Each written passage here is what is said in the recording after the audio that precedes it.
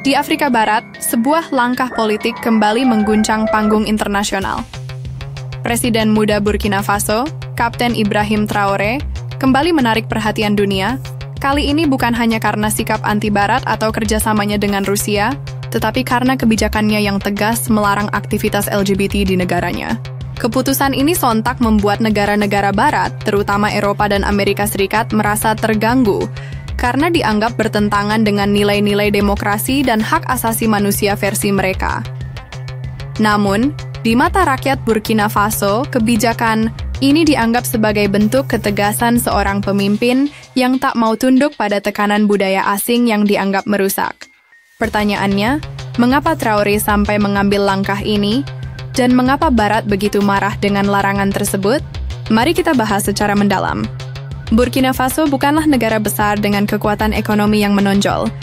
Negeri ini termasuk salah satu negara termiskin di dunia, sering diguncang konflik internal, terutama serangan dari kelompok teroris di wilayah Sahel. Meski begitu, Burkina Faso menyimpan sesuatu yang sangat berharga, sumber daya mineral seperti emas dan uranium yang membuat Barat berkepentingan menjaga pengaruhnya di sana. Sejak Traoré mengambil alih kekuasaan pada 2022 lewat kudeta militer, ia langsung menunjukkan arah baru. Ia menolak dikendalikan oleh Prancis, menarik pasukan asing, dan menggandeng sekutu baru seperti Rusia dan beberapa negara Afrika lain yang juga mulai bangkit dari bayang-bayang kolonialisme. Kini, larangan terhadap LGBT menjadi salah satu identitas politiknya, menunjukkan bahwa Burkina Faso bukan hanya menolak dominasi ekonomi Barat, tetapi juga menolak agenda sosial dan budaya yang mereka coba tanamkan. Kemarahan Barat terhadap kebijakan Traoré tidak bisa dilepaskan dari fakta bahwa negara-negara Barat selama 2 dekade terakhir gencar mendorong penerimaan LGBT di seluruh dunia. Mereka menjadikan isu ini sebagai salah satu tolok ukur dalam hubungan diplomatik, bantuan luar negeri, bahkan perdagangan. Contohnya beberapa negara Afrika yang menolak mengakui pernikahan sesama jenis atau mengkriminalisasi LGBT seringkali diancam dengan pemotongan bantuan ekonomi. Amerika Serikat dan Uni Eropa menggunakan dalih hak asasi manusia untuk menekan pemerintah negara-negara berkembang agar membuka ruang bagi legalisasi pernikahan gay atau pengakuan identitas gender. Namun, Afrika punya budaya yang berbeda. Sebagian besar negara di benua itu masih berpegang pada tradisi, agama, dan nilai konservatif yang menolak keras praktik LGBT.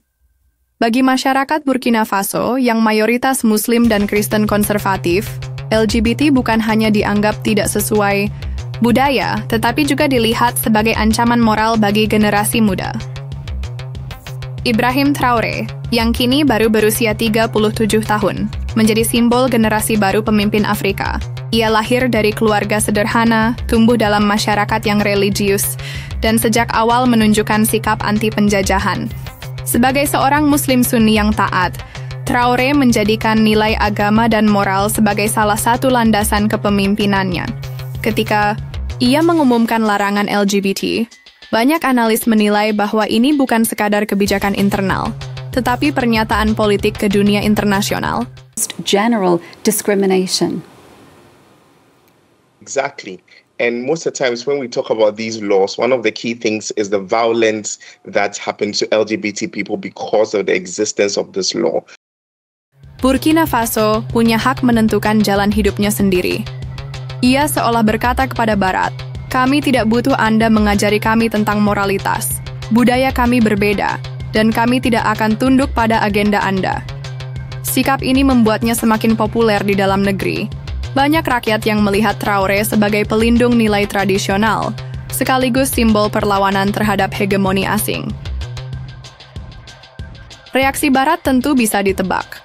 Media-media besar di Eropa dan Amerika langsung mengkritik kebijakan tersebut, menyebutnya sebagai kemunduran demokrasi dan pelanggaran hak asasi manusia. Beberapa diplomat Barat bahkan mengisyaratkan bahwa Burkina Faso bisa menghadapi sanksi internasional jika terus melarang aktivitas LGBT.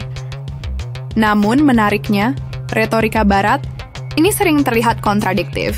Mereka berbicara tentang HAM, tetapi dalam praktiknya justru sering melakukan pelanggaran HAM di negara lain. serangan drone, perang, hingga eksploitasi sumber daya alam di Afrika jarang dibahas sebagai pelanggaran.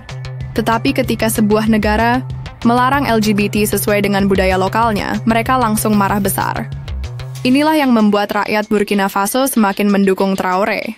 Mereka melihat bahwa Barat hanya menggunakan isu HAM sebagai alat politik, bukan benar-benar peduli pada hak-hak manusia secara universal.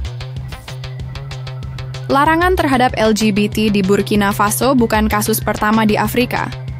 Sebelumnya, Uganda, Nigeria, dan beberapa negara lain juga sudah mengeluarkan undang-undang serupa. Bahkan di Uganda, pemerintah dengan berani menolak bantuan asing demi mempertahankan hukum anti-LGBT mereka. Di banyak negara Afrika, isu LGBT sering dilihat sebagai bagian dari neokolonialisme budaya. Jika dahulu Barat menjajah lewat militer dan ekonomi, kini mereka mencoba menjajah lewat budaya dan nilai sosial. Oleh karena itu, perlawanan terhadap agenda LGBT dianggap sebagai bagian dari perlawanan terhadap kolonialisme modern. Larangan LGBT di Burkina Faso jelas akan memengaruhi hubungannya dengan negara-negara Barat. Ada kemungkinan sanksi ekonomi Uni Eropa atau AES bisa mengurangi bantuan atau akses perdagangan. Kampanye media Barat akan terus melabeli Burkina Faso sebagai negara intoleran untuk merusak citra internasionalnya. Intervensi tidak langsung bisa lewat LSM, media lokal, atau kelompok oposisi untuk menekan pemerintah agar melonggarkan kebijakan tersebut. Namun, Traoré tampaknya sudah menyiapkan jalan keluar.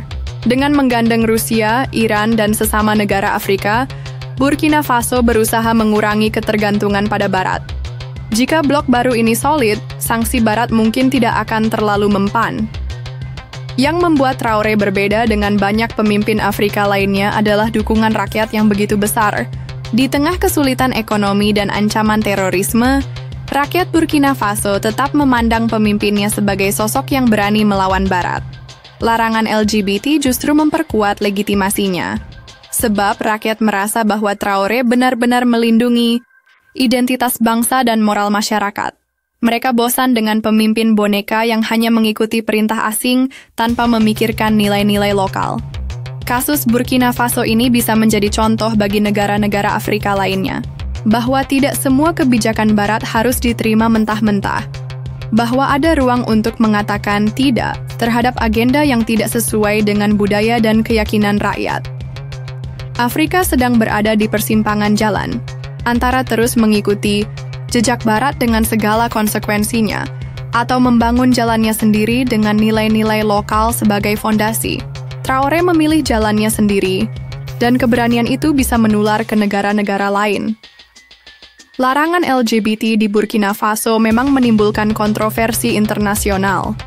Barat marah, media internasional berisik, LSM liberal menjerit. Tetapi di sisi lain, rakyat Burkina Faso justru merasa lebih bangga dengan pemimpinnya. Ibrahim Traoré menunjukkan bahwa kepemimpinan bukan soal mengikuti arus global, melainkan keberanian menjaga jati diri bangsa.